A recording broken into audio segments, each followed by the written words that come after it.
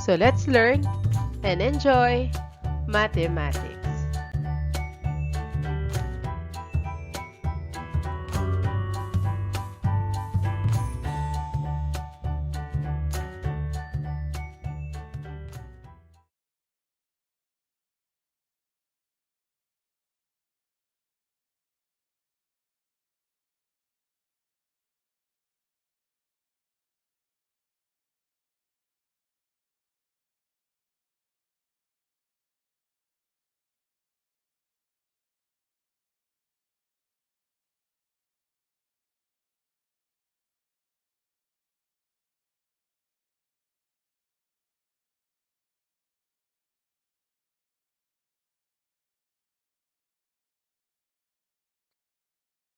Oblique triangle.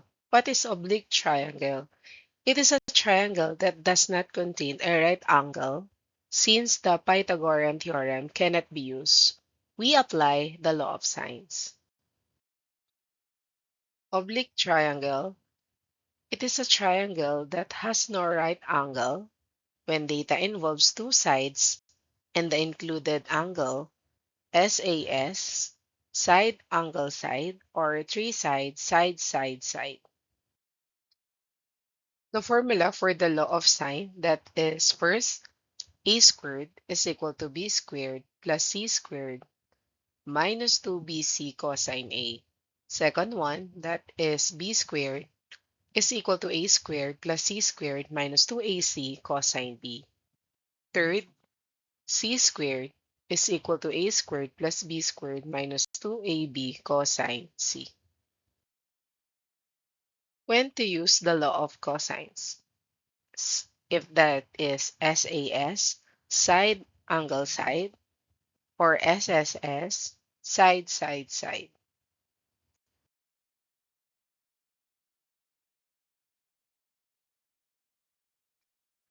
In example number 1, two sides of a triangular field are 50 meters and 70 meters with an included angle of 120 degrees.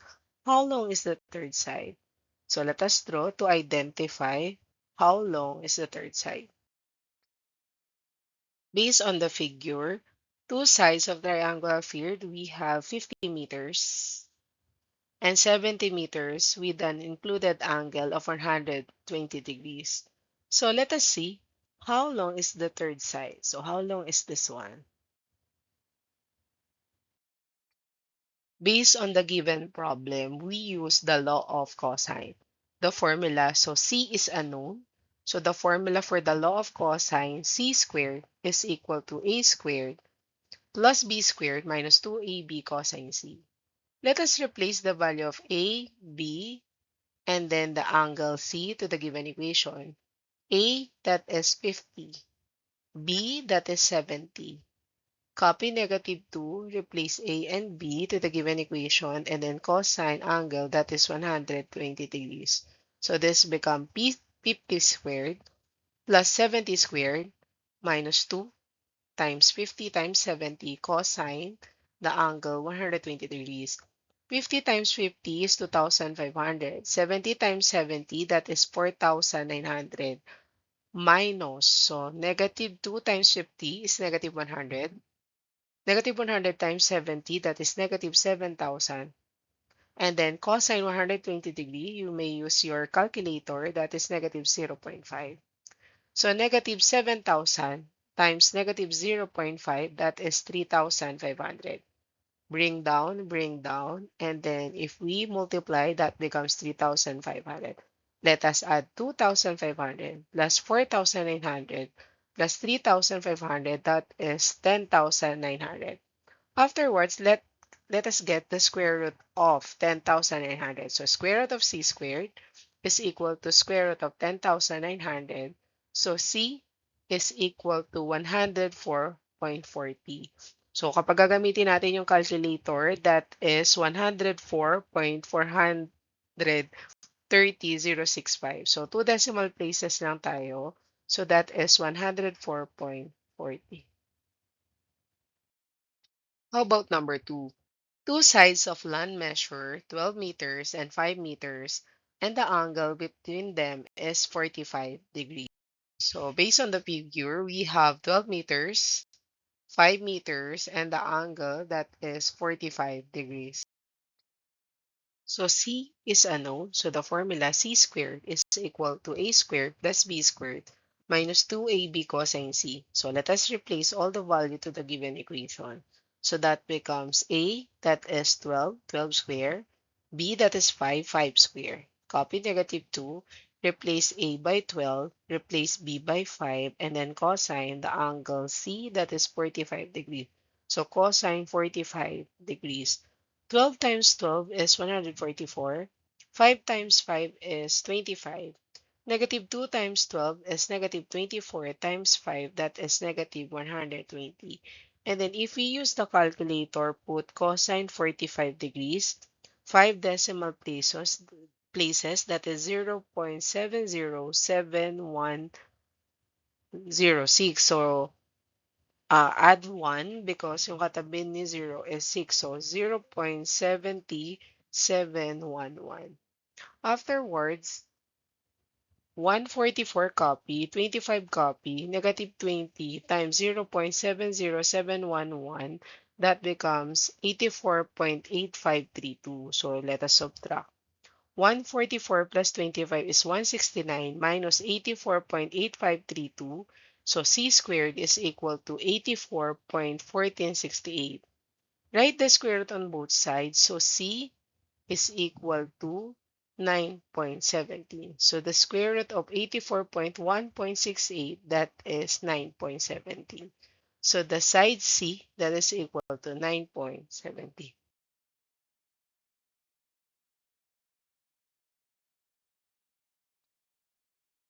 We have now the value for A, B, C, side A, 6, side B, 9, side C, 12. We have the value for A, B, C, A that is 6, B by 9, C by 12. So possible pa ba yung formula for the C squared is equal to A squared plus B squared minus 2AB cosine C? Let us replace C by 12, A by 6, and B by 9. So that becomes 12 square is equal to 6 square plus 9 square minus 2 times 6 times 9 cosine C. 12 times 12 is 144. 6 times 6, that is 36. 9 times 9, that is 81. And then 2 times 6 is negative 12. Negative 12 times 9, that is negative 108. And then copy cosine C. So let us combine like terms. So in 36 tsaka 81, so that becomes 144. In addition, property of equality, positive 36, mapapalitan ng sign, that is negative 36. Ganun din yung positive 81. So 144 minus 36 minus 81 is equal to copy negative 108 cosine C. Afterwards, let us combine 144 and then minus 36 minus 81, that is equal to 27, copy negative 108 cosine C. So let us solve for the cosine C. So divide both sides with the value for the negative 108. So divide both sides with negative 108. And then cancel negative 108.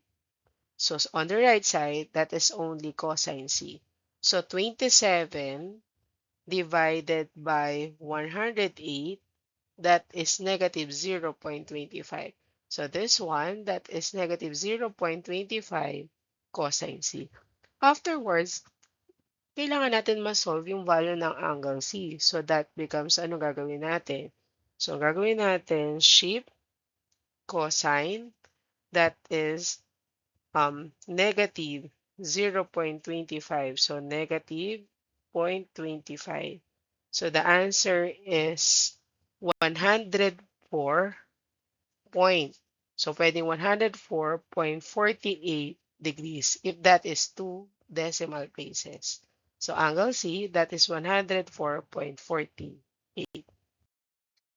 Another example for number 4, we have side, side, side. So side A, 6, side B, 8, side C, 10. So let us see what could be the formula to be used to identify the angle C.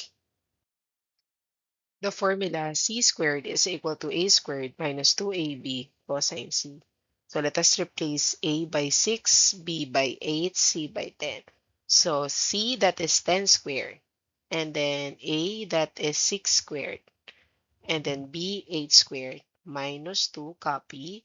A is 6, B, that is 8 cosine C.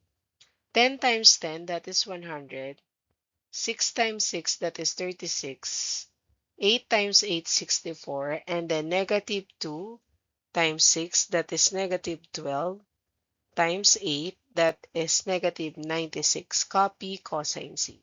So let us combine like terms. First, bring down 100. 36 and 64.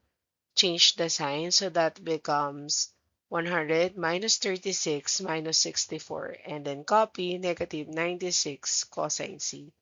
100 minus 36 and 64, that is 100. So 100 minus 100, that is 0.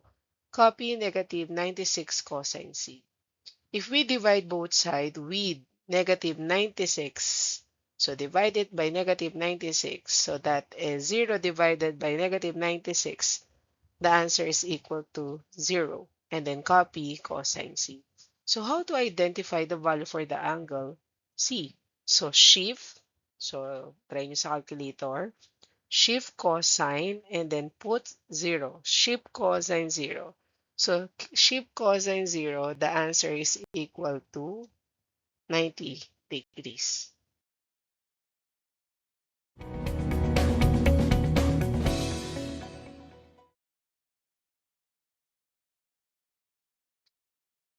Instruction. Answer the following questions. Provide your answer in the comment section.